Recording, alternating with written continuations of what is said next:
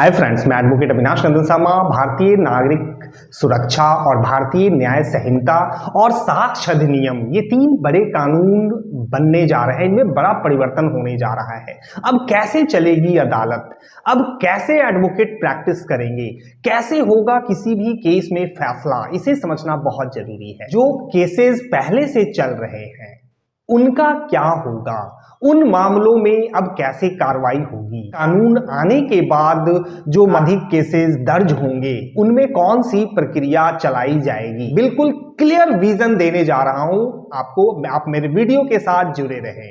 सबसे important point बता दूं दोस्तों कि जो केसेस पहले से दर्ज हैं, जिनका ट्रायल चल रहा है, वैसे मामले उसी तरीके से चलते रहेंगे।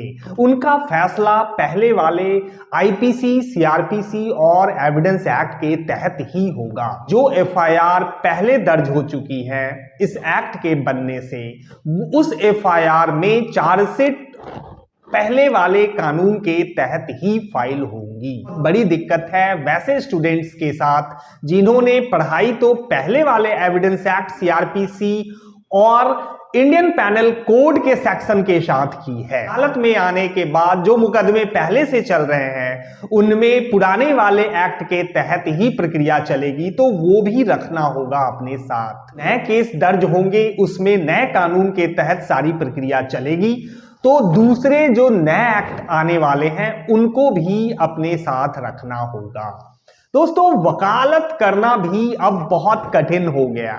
दोनों ही एक्ट एप्लीकेबल होंगे क्योंकि इतने मुकदमे पहले से दर्ज हैं। उन सब की कार्रवाई पहले वाले एविडेंस एक्ट, सीआरपीसी और आईपीसी के तहत चलती रहेगी, और जो नए मुकदमे दर्ज होंगे उनमें नए तरीके से नए कानून के तहत सारी प्रक्रिया पूरी करनी है। जजेस को भी दोनों ही एक्ट की जानकारी रखनी होगी। दोनों के प्रावधान और सेक्शंस के तहत पहले वाले मुकदमे और अब चल रहे मुकदमे, दोनों में अपने नजरिए को, उसकी प्रक्रिया को चलाना होगा। कमेंट बॉक्स में बताएं कि क्या ये बड़ा बदलाव सही है या पहले की तरह जो एक्ट थे उसमें थोड़े बहुत चेंजेस करके उन्हीं को बरकरार रखना था। आपका फैसला बहुत इंपॉर्टेंट है, आपके कमेंट्स बहुत इंपॉर्टेंट। उस साक्ष्य अधिनियम को क्रिमिनल और सिविल दोनों ही केसेस में अप्लाई किया जाता है दोस्तों। उनकी महत्वता दोनों ही केसेस में है, तो उनके चेंजेस से सिविल के केस भी अफेक्ट होने जा रहे हैं, वो भी प्रभावित होंगे। आज के युग में नई तकनीक आ चुकी है और जो इलेक्ट्रॉनिक डॉक्यूमेंट्स हैं उनको बिल्कुल मजबूती से रखा गया है, उनको साक्ष्य का दर्जा खुलकर दे दिया गया है। अब तक ये पहले वाले प्रावधान में इलेक्ट्रॉनिक डॉक्यूमेंट्स को एडजस्ट किया जाता था, अब इलेक्ट्रॉनिक डॉक्यूमेंट्स बिल्कुल साक्ष्य माने जाएंगे, उनको कोर्ट में पेश किया जा सकता है। अब मर्डर के सेक्शन 101 बनने जा रहे हैं, किडनैपिंग के सेक्शन चेंज होने जा रहे हैं।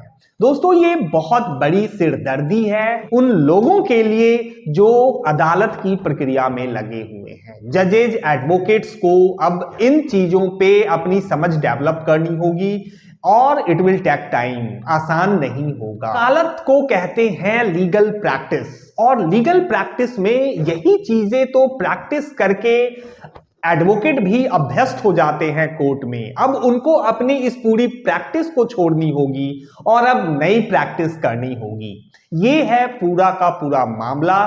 अब अदालत कैसे चलेगी, अदालत की प्रक्रिया कैसे चलेगी, एफआईआर जो दर्ज होंगी उन पे कैसे कार्रवाई होगी, इसे समझना बहुत बहुत जरूरी था दोस्तों। जुडिशियरी के लिए, एडवोकेट्स के लिए, लॉ स्टूडेंट्स के लिए ये बदली हुई परिस्थिति, ये नए एक्ट एक बड़े चैलेंज के रूप में सामने आ रहे हैं। फिर मिलूंगा आपसे अगली वीडियो में। Bye bye.